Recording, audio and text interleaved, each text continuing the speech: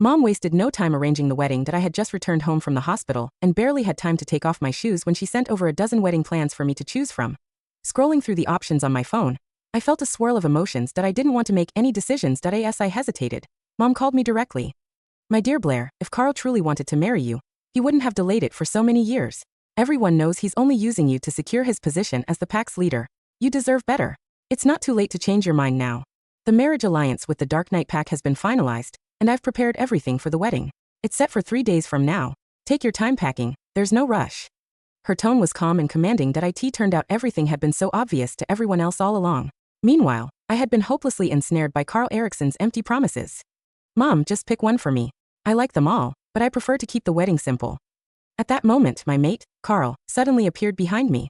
Hearing the word wedding, he immediately asked, "Wedding? What wedding?"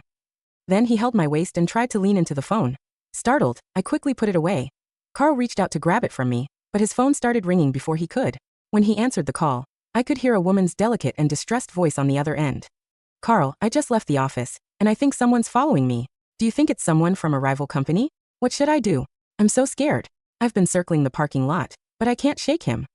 Something primal seemed to awaken in Carl instantly. His eyes glimmered with urgency and anger as he replied, "Don't worry.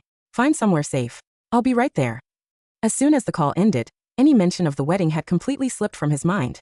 Once again, he left me without hesitation and rushed into the night to rescue his secretary. What he failed to consider, however, was that in this pack where wealth determined everything, my parents' considerable fortune was the only reason he'd been able to claim the title of Alpha. After Carl left, I called Aunt Selma to tell her goodbye. When my parents left the Moonstone pack over a decade ago to pursue business opportunities elsewhere, they had entrusted me to Aunt Selma, who cared for me. Throughout my years in the pack, Carl had lived next door, and that was how we'd met. Years later, Aunt Selma had found her mate, got married, and sold her house to move away. Not wanting to disrupt her new life, I'd stayed behind and moved in with Carl temporarily. Somehow, that temporary arrangement stretched into 10 years. When Aunt Selma heard about the wedding, she was stunned. "You're getting married? To Carl? Well, that's good. It's about time anyway. You've been together for 10 years. I pursed my lips and corrected her.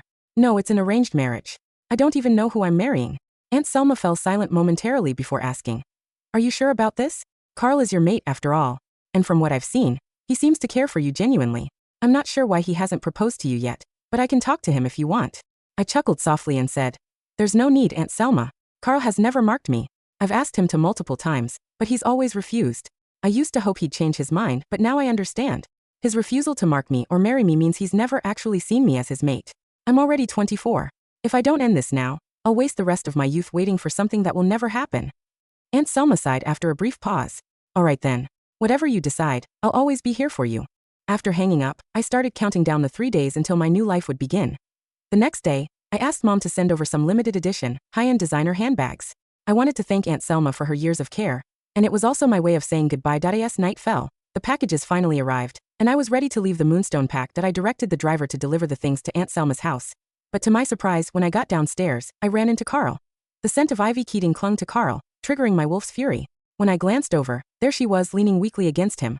The two of them carried gift bags, a large bag of groceries, and even a cake, looking every bit like a loving couple heading home to celebrate. Aunt Selma came downstairs just in time to witness the scene.